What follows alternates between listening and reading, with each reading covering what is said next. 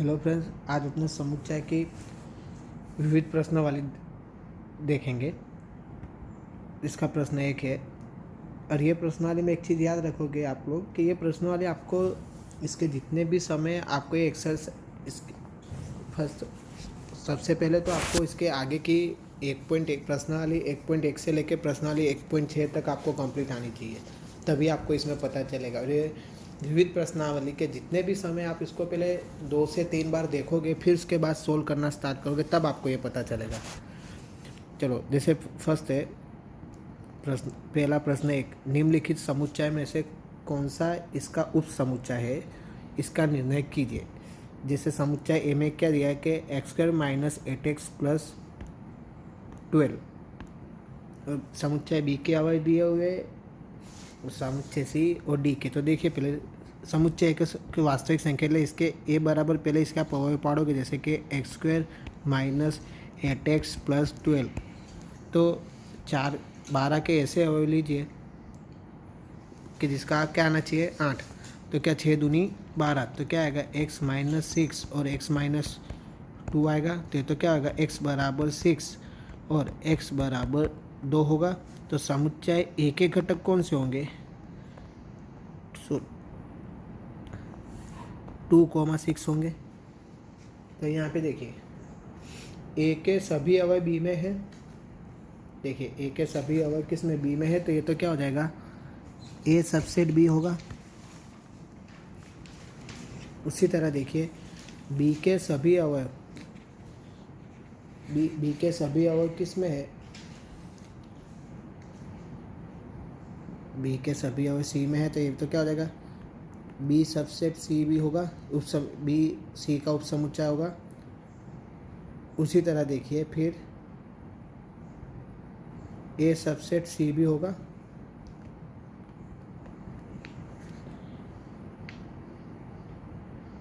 होगा कि नहीं? फिर और बताइए कौन से होंगे। फिर डी देखिए, डी सबसेट उप समुच्चय आपको नक्की करने के कौन की, तो डी सबसेट ए होगा। देखिए यहाँ पे डी के अवयव में है। उसी तरह डी सबसेट बी और डी सबसेट सी होगा। चेक कर लीजिए। बस आपको इसमें ये बताना था कि निम्नलिखित समुच्चय में से कौन किसका उप समुच्चय है। कंप्लीट यहाँ पे। उसके बाद इसका आगे देखेंगे प्रश्न नंबर 2।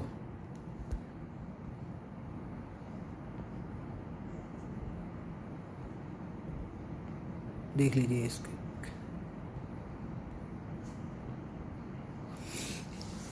प्रश्न नंबर 2 में देखिए, ज्ञात कीजिए कि निम्नलिखित में से प्रत्येक कथन सत्य या असत्य है। यदि सत्य हो तो उसे सिद्ध कीजिए। पहला देखिएगा, x बिलोंग्स टू ए है और तो तथा a बिलोंग्स टू बी, तो x बिलोंग्स टू बी होगा नहीं। जैसे पहला प्रश्न देखिए, इसका पहला देखते हैं, x किस में बिलोंग कर रहा है? ए में। तो x के घटक में ऐसे लिख दूँ। पहला अभी देख रहे हैं अपने प्रश्न नंबर पहला, x किस में ऐसे बिलोंग कर रहा है, तो a बराबर क्या होगा x, y, x belongs to हो गया। और a किस में बिलोंग कर रहा है? b में। मीन्स b के सभी घटक मैं x में लिख दूँ। b के सब a के जो भी घटक हो उसमें आ जाएंगे। एक इसके सिवाय का घटक ले जाता हूँ z। देखिए हो गया, x बिलोंग्स टू कहाँ से कर रहे हैं? देखो ये हो गया पहले तो, जैसे x बिलोंग्स टू a हो गया कंप्लीट। उसी तरह a बिलोंग्स टू b, ए के सभी घटक b में है, तो ये a बिलोंग्स टू b भी हो गया। अब देखिए x बिलोंग्स टू, यहाँ पे देखिए x बिलोंग्स टू b होगा। यहाँ पे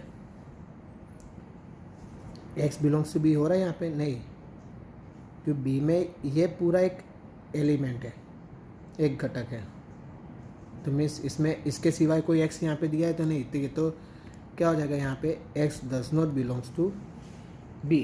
तो ये मीन्स यह कथन कैसा हो जाएगा, ये कैसा हो जाएगा? असत्य हो जाएगा। ये कथन कैसा हो जाएगा? यहाँ पे देख लीजिए, आपको मैं लिख के बताया ये। तो ये कथन यहाँ पे क्या हो जाएगा,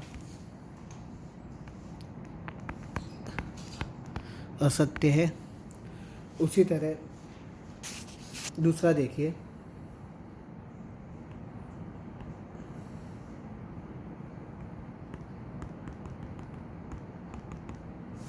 दूसरा प्रश्न देखेंगे अब। यदि ए सबसेट बी है, ए सबसेट बी,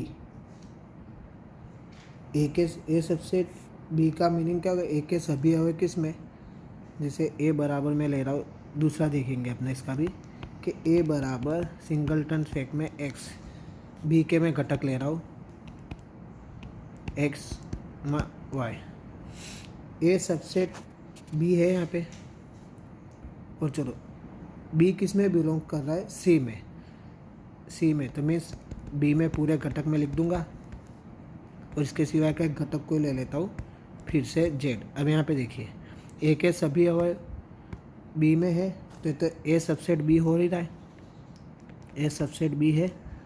उसी तरह ए सबसेट बी और B belongs to C, B किस में बिलोंग कर रहा है, तो बी बिलोंग्स टू सी भी हो गया।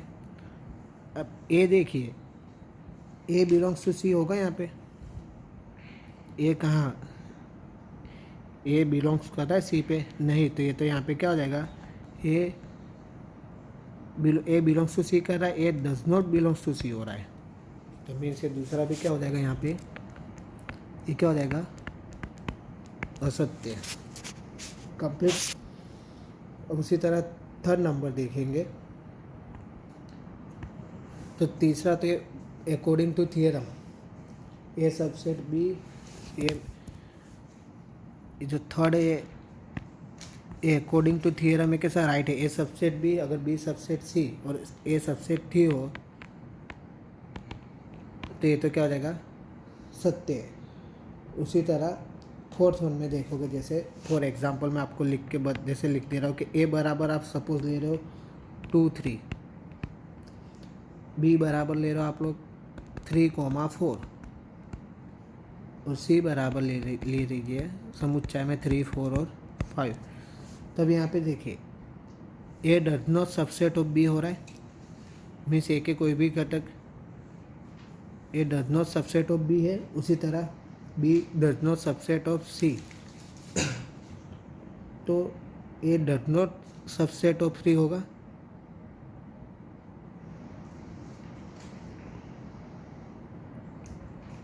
एंड क्यों, ये देखिए क्योंकि यह तो देखिए यहाँ पे क्या हो रहा है, A does not subset B हुआ, देखिए आप, फिर 3 4, B does not subset of C हो रहा है, पर ए के सभी घटक तो सी में आ ही रहे, तो यहाँ पे तो क्या आ रहा है, ए सबसेट ऑफ सी हो रहा है ना, ए सबसेट ऑफ सी हो रहा है, तो ये तो क्या हो जाएगा, ये यहाँ पे तो क्या आना चाहिए था, यहाँ पे ए सबसेट सी आना चाहिए था ना, और यहाँ पे क्या है, डज नॉट सबसेट, मीन्स ये भी क्या हो जाएगा, ये यहाँ पे क्या है, असत्य, कंप्लीट। उसी तरह पांचवा देखोगे आप, पांचवें दिए एक्स बिलोंग्स टू ए और B X, A does not subset of B, तो एक्स बिलोंग्स टू बी, तो उसके उदाहरण के लिए मैं से आपको समुच्चय में लिख दे रहा हूँ। जैसे समुच्चय में आप लीजिएगा कि ए बराबर 1 और 6, तो बी बराबर समुच्चय में लीजिए 2 3 5 7, तो इसी तरह आप जैसे मैंने अभी आपको आगे सीखा उसी तरह से आप चेक करिए, तो ये भी क्या हो जाएगा, असत्य, ये क्या हो जाएगा यहाँ पे, असत्य 6 नंबर का। उसी तरह अब 6 नंबर का देखो, यहाँ पे ए सबसेट और बी, ए सबसेट क्या है बी, और X does not belongs to B, तो एक्स ए सबसेट बी, अगर एक्स बी में से belongs, X does not belongs to B, तो ये तो क्या रहेगा, X does not belongs to A किसके अकॉर्डिंग आप लिखोगे, ये बाय अकॉर्डिंग टू थियरम, ये आपको थियरम ही है, आगे आपको मैंने बताया हुआ है। तो कंप्लीट यहाँ तक। अब इसके आगे इसका प्रश्न नंबर 3 देखेंगे।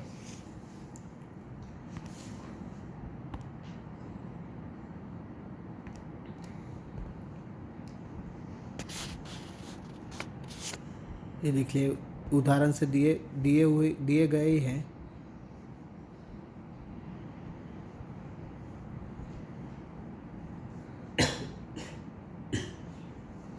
अब देखिए प्रश्न नंबर 3। मान लीजिए ए बी सी ऐसे समुच्चय है कि ए योग B is equal to A योग सी तथा A intersection B is equal to A intersection C, तो दर्शाइए कि बी इक्वल टू सी है। तो फर्स्ट ऑफ ऑल मैं ए यूनियन बी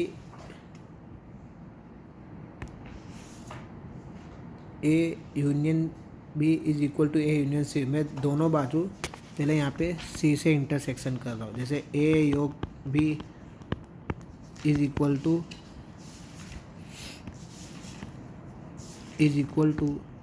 ए योग सी दिया हुआ है, तो मैं पहले दोनों बाजू इंटरसेक्शन क्या ले रहा हूँ, सी। कंप्लीट तो देखो कोई भी दो समुच्चय का योग, उसके त्रमुस दो समुच्चय है, उसमें से एक समुच्चय का उसके साथ इंटरसेक्शन करो तीसरे समुच्चय के साथ। तीसरा समुच्चय में से दूसरा ही समुच्चय, दो समुच्चय में से उसका किसी के साथ भी, जिस समुच्चय के साथ आप उसका इंटरसेक्शन लोगे वही समुच्चय आएगा। तो यहाँ पे तो इसका आंसर क्या आएगा, सी। मैं क्या लो, दो समुच्चय का योग करिए, दो समुच्चय का योग करने पर इसका फिर आप जिसके साथ भी जैसे ए यूनियन सी लिया, उसका इंटरसेक्शन ए यूनियन सी। अब इसका ए यूनियन सी में से इन दोनों में से जो भी घटक के साथ आप इंटरसेक्शन करोगे, जैसे यहाँ पे इंटरसेक्शन सी किया तो मेरे को यहाँ पे आंसर क्या मिल रहा है, सी। अगर इंटरसेक्शन यहाँ पे मैं सपोज ए करता तो आंसर मेरा यहाँ पे क्या आता है, ए। कंप्लीट। अब यहाँ पे तो ये इज इक्वल टू सी आएगा। और यहाँ पे मैंने ये जैसे दिया गया, तो अगर आप ऐसे हो तो लिखोगे 4 + x × 2 हो तो आपको क्या लिखते हैं, 4 × x। इसको आप ऐसे लिखोगे ना, तो इधर देखो, इसको आप ऐसे नहीं लिखते, 4 × 2 + x × 2। तो इसी तरह यहाँ पे देखिए ये क्या दिया हुआ है, प्लस समझ लीजिए, और इसको इंटू दिया तो क्या होगा, ए इंटरसेक्शन सी, और यहाँ पे यूनियन है, तो यहाँ पे प्लस था तो प्लस की जगह पे क्या दिया, यूनियन। तो A intersection C union B intersection C, ये आपको यहाँ पे मैंने ये यहाँ पे मैंने ये डिस्ट्रीब्यूटिव प्रॉपर्टी ली है। तो इज इक्वल टू क्या हो जाएगा, सी। इसको आप समीकरण नंबर क्या दे रहे हो, 1।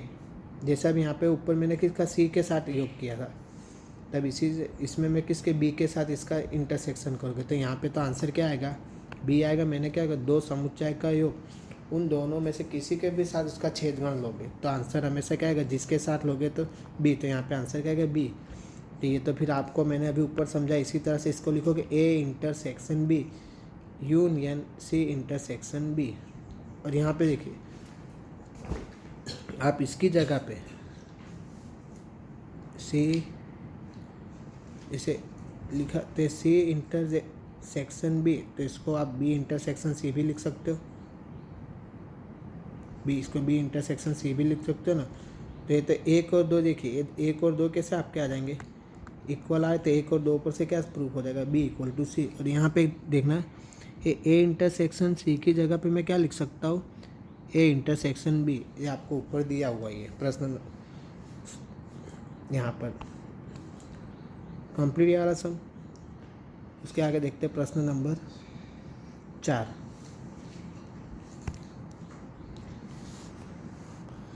अगर ए सबसेट बी है, देखना ये आपको देखिए, अगर ए सबसेट बी है तो a - b is equal to क्या हो जाएगा, 5 होगा।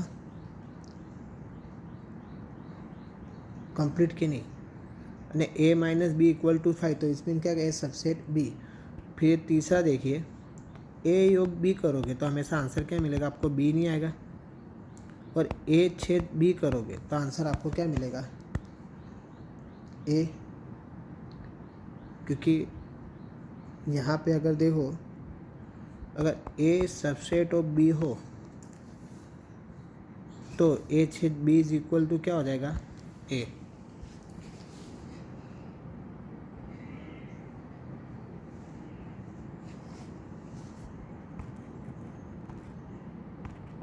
प्रश्न नंबर 4 कंप्लीट। अब उसके आगे प्रश्न नंबर 5 देखिए। प्रश्न नंबर 5 देखिए। अब दिखाइए कि यदि ए सबसेट बी तो C minus B subset of C minus A. मैं यहाँ पे माना कि x बिलोंग्स टू क्या रह रहा हूँ, सी माइनस बी। तो x क्या होगा, x belongs to C, x belongs to C and x does not belongs to B. उसी तरह से ये x does not belongs to A होगा। क्यों? अगर a सबसेट b है तो क्या होगा, x does not belongs to b, there implies x does not belongs to a। इस तरह से मैं लिख सकता हूँ। तो x बिलोंग्स टू c तथा x does not belongs to b। x does not belongs to c तो there implies x does not belongs to a। तो क्या होगा, x बिलोंग्स टू क्या हो जाएगा, इसका मीनिंग c माइनस a। तो therefore c minus b is a subset of c minus a हो जाएगा।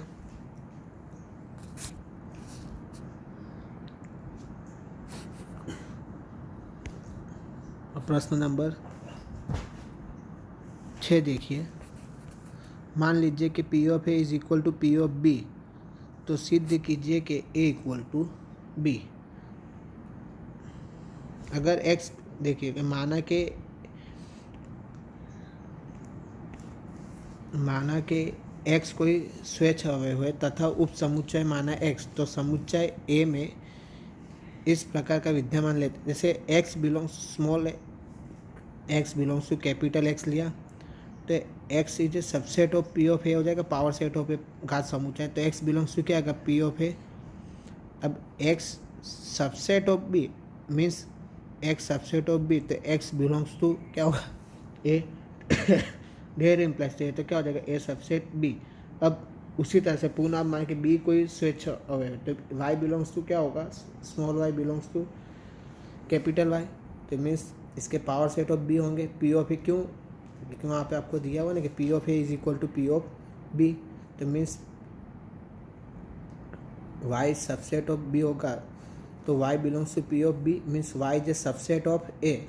सबसेट ऑफ ए तो means Y belongs to A, तो वाई बिलोंग्स टू ए तो means Y belongs to B. तो means ये तो क्या हो गया, ने वाई बिलोंग्स टू बी, ने वाई बिलोंग्स टू इम्प्लाइज, तो means B subset of A. तो ए और बी से क्या हो जाएगा, A subset of B, B subset of A, तो means A is equal to B हो जाएगा। अब प्रश्न नंबर 7 देखिए।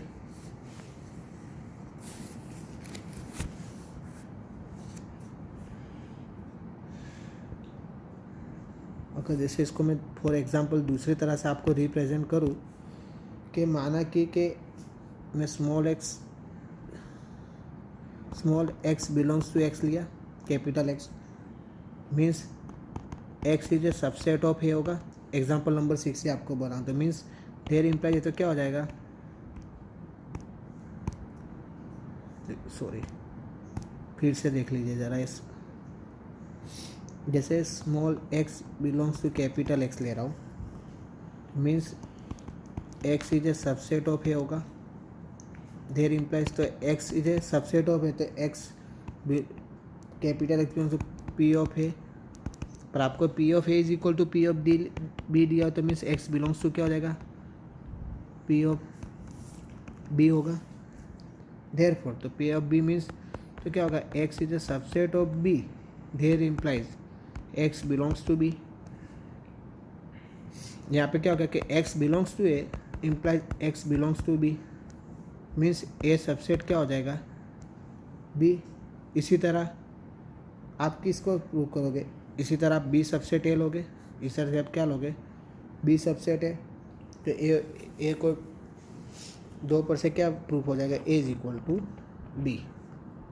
ये एक्सरसाइज के आपको जितने भी समय आपको 2 या 3 बार ये वीडियो देखोगे, फिर उसके बाद रिवाइज करोगे, तब आपको पता चलेगा। अब देखिए इसका जैसे एग्जांपल नंबर 7।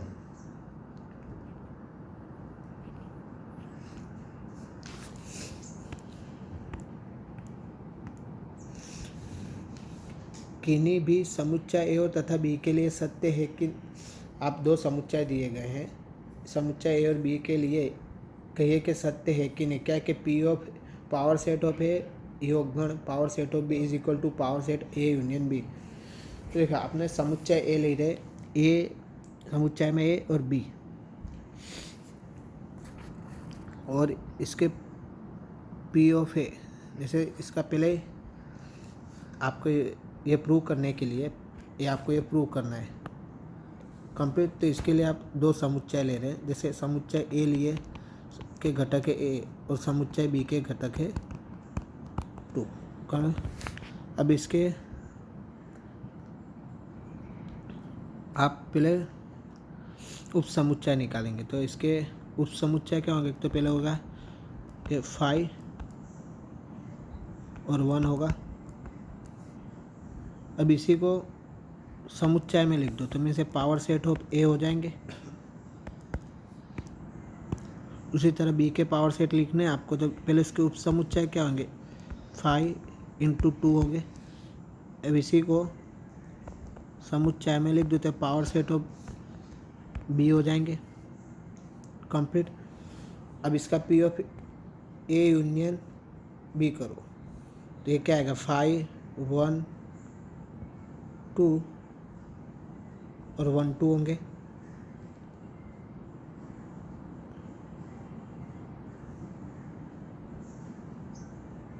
इसका पी ऑफ जैसे अब इसका P of A union P of B करोगे तो क्या होगा? कोई भी एलिमेंट रिपीट नहीं होता ना समुच्चय में,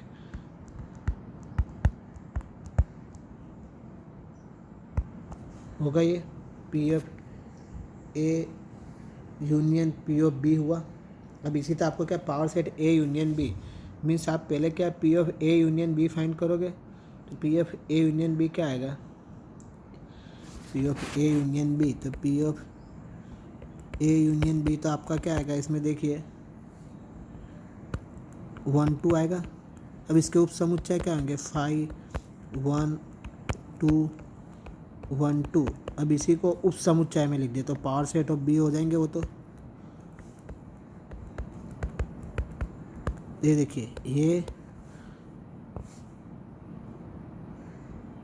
और ये दोनों एक समान आ नहीं रहते, तो क्या आएगा? P of A power set of A union power set of A योगगण power set of B does not power set of A union B. यहाँ पे मेंशन किया नहीं है। पी ऑफ ए क्या होता है? कहाँ पे दोनों इक्वल टू है, तो ए पे क्या है? Does not equal to complete. प्रश्न नंबर 7 देखेंगे अब।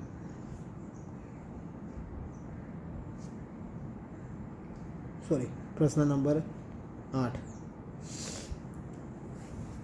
किन्हीं दो समुच्चय ए और बी के लिए सिद्ध कीजिए कि ए बराबर ए छेद B union A minus B और A union B minus A is equal to A union B. तो first of all A union B is equal to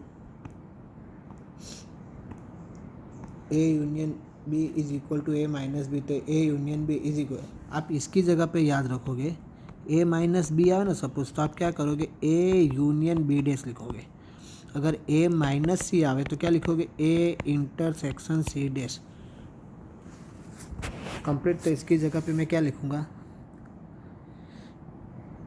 इसकी जगह पे ये लिखा मैंने आपको बताया, तो ये तो क्या आ जाएगा? बाय डिस्ट्रीब्यूटिव प्रॉपर्टी आएगी, ये तो इस तरह से लिख सकते हो। ये डिस्ट्रीब्यूटिव प्रॉपर्टी है, तो इसको आप ये लिखोगे।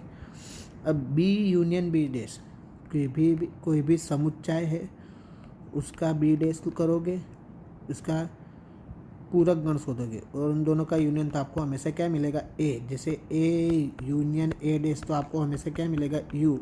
सी यूनियन सी डैश का पूरा कॉम्प्लीमेंट सेट, ये आपको हमेशा क्या मिलेगा? यू मिलेगा। तो देखिए, तो इसकी जगह पर क्या आएगा? यू आएगा। ए इंटरसेक्शन यू, ए का इंटरसेक्शन यू के साथ करोगे तो आपको हमेशा क्या मिलेगा? ए। उसी तरह यहाँ पे देखिए ए दिया हुआ है। अब इसकी जगह पे क्या लिखोगे, बी, जैसे बी माइनस ए दिया आपको तो इसकी जगह पे ऐसे लिखोगे, आपको ऊपर ही बताया। अब यहाँ पे डिस्ट्रीब्यूटिव प्रॉपर्टी होगी,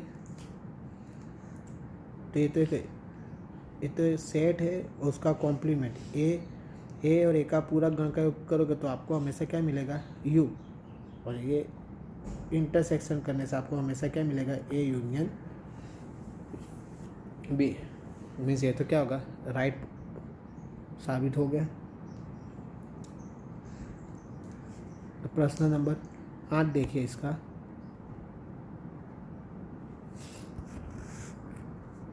तो प्रश्न नंबर 9 देखिए कि समुच्चय के गुणधर्मों का प्रयोग करके सिद्ध की। जैसे ए यूनियन बी दिया हुआ आपको, A union A intersection B, तो बाय डिस्ट्रीब्यूटिव प्रॉपर्टी यहाँ पे अप्लाई करोगे,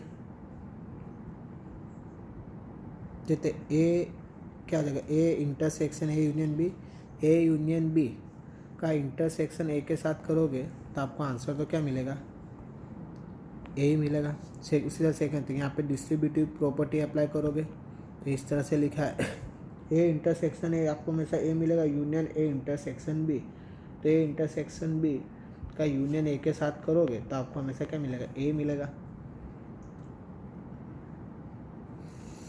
तो प्रश्न नंबर 10 देखिए। अब लिखा है कि A subset A intersection B is equal to A intersection C का तात्पर्य बी इक्वल टू सी आवश्यक रूप से नहीं हो सकता। तो ये मैंने समुच्चय ए लिए 1 2 3 4, बी बराबर ले 3 4 5 6। अब ए इंटरसेक्शन बी करता हूँ तो मुझे ए इंटरसेक्शन बी करने पे क्या मिल रहा है, 3 4, और ए इंटरसेक्शन सी करने पे क्या मिल रहा है, 3 4। मीन्स ये तो क्या 1 और 2 कैसे आ रहे बी, तो A intersection B is equal to A intersection C होगा, लेकिन A intersection B is equal to A intersection, पर मीन्स बी और सी के घटक कहाँ समान है, लेकिन बी क्या हो जाएगा, B A don't equal to C. Complete. उसी तरह प्रश्न नंबर 11 देखिए।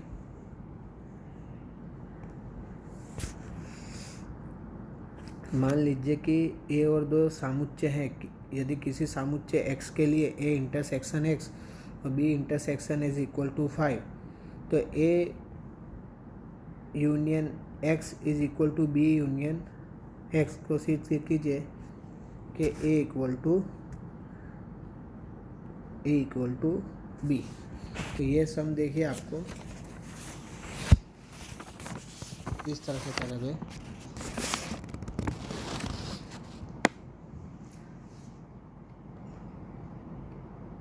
आपको इक्वल टू बी प्रूव करना है। तो A is equal to A intersection A union X और बी बराबर B intersection B union X. अब इसमें अपने विभाजन का नियम यूज़ करेंगे। और एक चीज़ और कि A intersection S is equal to B intersection is equal to क्या हो जाएगा 5, और A union X is equal to B union X. अब देखिए तो ए बराबर मैं इस तरह से लिख सकता हूँ कि ए बराबर ए यूनियन 5, ए यूनियन 5, तो मीन्स ए यूनियन, तो इसकी जगह पे मैं क्या लिख सकता हूँ, बी इंटरसेक्शन एक्स लिख सकता हूँ। अब यहाँ पे इसके बाद डिस्ट्रीब्यूटिव प्रॉपर्टी का यूज़ करो तो आप क्या होगा, A union B intersection A union X, और ए यूनियन एक्स की जगह पे आप क्या रख सकते हो, बी यूनियन एक्स। तो A union B intersection A union X की जगह पे आप क्या रख रहे हो, B union x. Complete.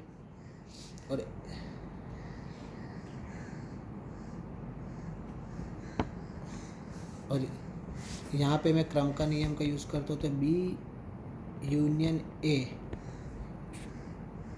Intersection B union X होगा। अभी तो डिस्ट्रीब्यूटिव प्रॉपर्टी नहीं होगी, तो अकॉर्डिंग टू डिस्ट्रीब्यूटिव प्रॉपर्टी तो ये क्या हो जाएगा, B union A intersection X. A intersection X तो आपको क्या दिया हुआ है, 5 दिया हुआ है, means it is equal to क्या हो जाएगा, बी। Hence true.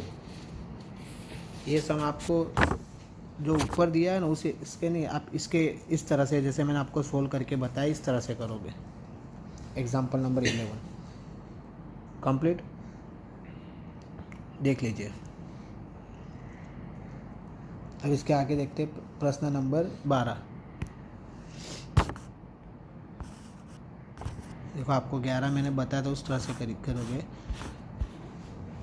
प्रश्न नंबर 12, ए से समुच्चय ए बी और सी ज्ञात कीजिए ताकि A intersection B B intersection C तथा ए इंटरसेक्शन सी अरिक्त समुच्चय हो और A intersection B intersection C is equal to 5। तो समुच्चय में 3 4 बी बराबर 4 5 सी बराबर 3 5 6। तो ए इंटरसेक्शन बी करने में देखिए आपको क्या मिलेगा, A intersection is equal to अरिक्त समुच्चय का मीनिंग क्या होगा कि रिक्त नहीं होगा, मीन्स उसमें कुछ तो घटक होंगे। तो तीनों के तीनों देखिए, ए इंटरसेक्शन बी करने पे आपको क्या मिल रहा है 4, बी इंटरसेक्शन सी करने 5, ए इंटरसेक्शन सी करने का क्या मिल रहा है 3। तो मैं तो ये तो मीन्स ये क्या रहेगा, A intersection B intersection C, ये तो क्या हो जाएगा, जैसे आप A intersection B B intersection A intersection B intersection C करो तो आपको लास्ट में एक तो आंसर इसका 5 मिलेगा ना, आप चेक कर लीजिए ऊपर। अब इसके बाद देखिए प्रश्न नंबर 13, किसी विद्यालय में 600 विद्यार्थियों के सर्वेक्षण से ज्ञात कीजिए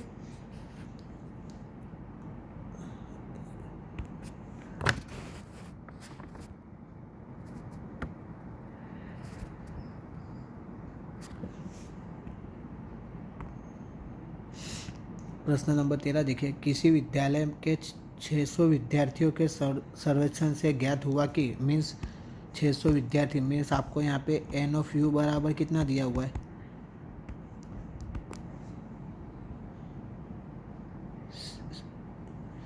60 होगा। देखिए कि सर्वेक्षण से ज्ञात हुआ कि 150 विद्यार्थी चाय मीन्स एन ऑफ टी बराबर कितना होगा 150। कॉफ़ी पीना विद्यार्थी चाय means N of C equal to कितना होगा 225। 150 विद्यार्थी हैं चाय, 225 विद्यार्थी कॉफ़ी तथा 100 विद्यार्थी चाय और कॉफ़ी दोनों पीते हैं means N of T intersection C आपको कितना दिया हुआ है 100 विद्यार्थी सी दिया हुआ है। तो ज्ञात कीजिए कि कितने विद्यार्थियां ना तो चाय पीते हैं ना कॉफ़ी। अब यहाँ पे देखिए कुल ऑफ विद्यार्थी से एन ऑफ यू बार 6 दिया है। तो आप देखिए पहले आप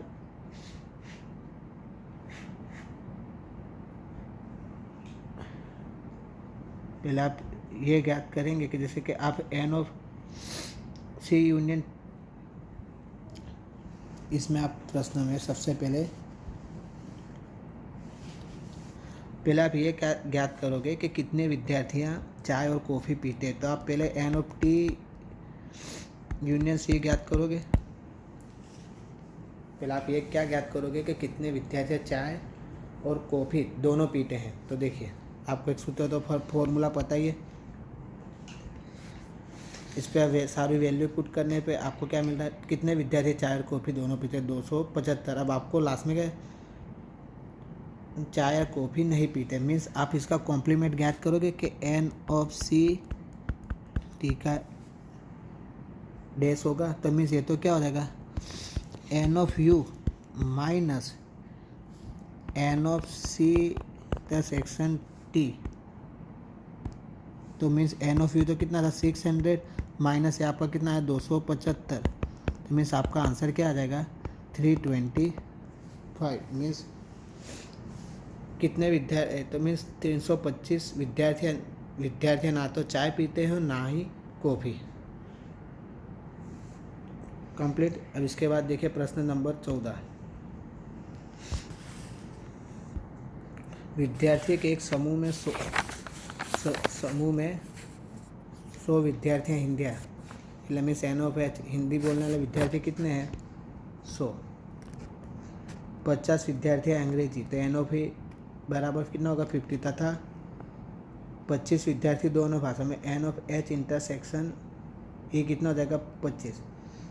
अब विद्यार्थियों में से प्रत्येक या तो हिंदी या अंग्रेजी प्रत्येक विद्यार्थियों में से प्रत्येक या तो हिंदी या अंग्रेजी जानते हैं, तो समूह में कुल कितने विद्यार्थी हैं? मीन्स आपको जब भी या वर्ड का यूज हो तो आप क्या यूज हमेशा फाइंड करोगे? इनका यूनियन। तो मीन्स आपको NOH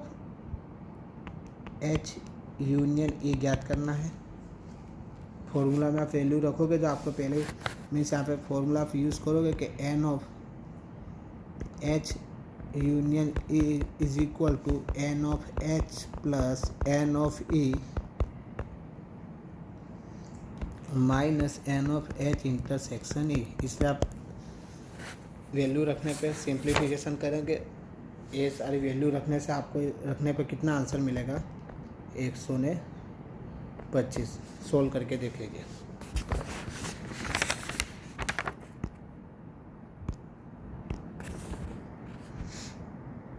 कंप्लीट। अब इसी तरह देखिए 600 लोग के सर्वेक्षण में प्रश्न नंबर 15। 600 लोग के सर्वेक्षण में पाया गया कि 25 लोग समाचार पत्र H, 26 लोग समाचार पत्र T, 26 लोग समाचार पत्र I, 9 लोग H, I दोनों 9 लोग H और I दोनों, फिर 11 लोग H और T और 8 लोग T या I और तीनों लोग तीन ही समाचार पढ़ते हैं। और कितने लोगों का सर्वेक्षण था? तो 60 लोगों के सर्वेक्षण में से 25 लोग कौन सा समाचार पत्र पढ़ते थे? H। और 26 लोग समाचार T पढ़ते हैं। तो देखिए इसी तरह से सारी वैल्यू मैंने लिखी यहाँ पे। तो उसके बाद एक कम से कम लोग समाचार पत्र पढ़ने वाले की संख्या, कम से कम लोग के समाचार पढ़ने वाले की संख्या। तो मीन्स आपको क्या ज्ञात करना है?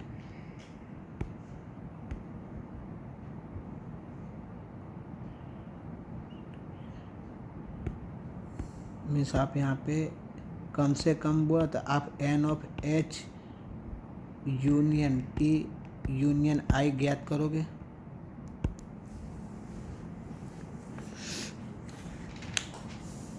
देखिए कम से कम समाचार पत्र पढ़ने वाले लोगों की संख्या ज्ञात करनी है आपको।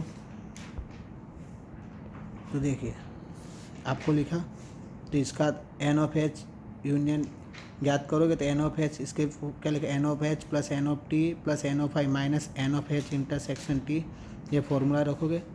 ये फॉर्मूला में वैल्यू रखो, पूरी वैल्यू रखने पर सादू रूप सिंप्लीफाई करने पर आपको आंसर क्या मिल रहा है? 52। मीन्स 52 लोग समाचार, कम से कम समाचार पढ़ने वाले लोगों की संख्या कितनी है? 52। और फिर इसी तरह इसका प्रश्न नंबर 2 कि ठीक केवल एक समाचार पढ़ने वाले इसकी संख्या। तो मीन्स यहाँ पे अब NOH plus NOT plus NOI केवल होगा, तो इधर simply NOH minus NOF intersection C ये आपको आगे सीखा है उसी तरह से रखोगे। यहाँ पे फिर ये सारी वैल्यू रखोगे आप। वैल्यू रखने से सिंप्लीफिकेशन करोगे तब आपका इसका आंसर क्या आ जाएगा? इसका आंसर आपको क्या मिलेगा? 30। अब उसके बाद प्रश्न नंबर 16 देख लीजिए। इसी तरह ये वेन डायग्राम पर से भी ड्रॉ किए जा सकते। एक सर्वेक्षण में पाया कि 21 लोगों का उत्पादन ए, 26 लोग उत्पादन बी और 19 लोग उत्पादन सी पसंद करते थे। यदि 14 लोग उत्पादन ए और बी तथा बी लोग उत्पादन सी तथा ए 14 लोगों उत्पादन बी या सी और 8 लोगों तीन ही उत्पादनों को पसंद करते, तो ज्ञात कीजिए कि तीनों लोग केवल कितना उत्पादक पसंद करते हैं। तो यहाँ पे देखिए, यहाँ पर जो आपने लिखा दिया गया था, लिखा मैंने N of A is equal to 21, N of B बराबर 26, एन ऑफ सी बराबर 26। अब N of A intersection B और क्या, तो खाली आपको क्या है, केवल एन ऑफ ए इंटरसेक्शन खाली केवल सी। तो इसके लिए इस तरह से फॉर्मूला आप अप्लाई करोगे, क्या होगा, खाली आपको क्या ज्ञात कीजिए कि कितने लोग उत्पादक सी पसंद करते हैं। खाली सी के लिए तो N of C is equal to minus N of C intersection A minus N of C intersection B plus N of C intersection B intersection is equal to A. तो मीन्स ये यहाँ पे सिंप्लीफाई करने से आपको answer क्या मिलता है, यहाँ पर 11 मीन्स 11 लोग हैं जो केवल उत्पादक सी पसंद करते हैं।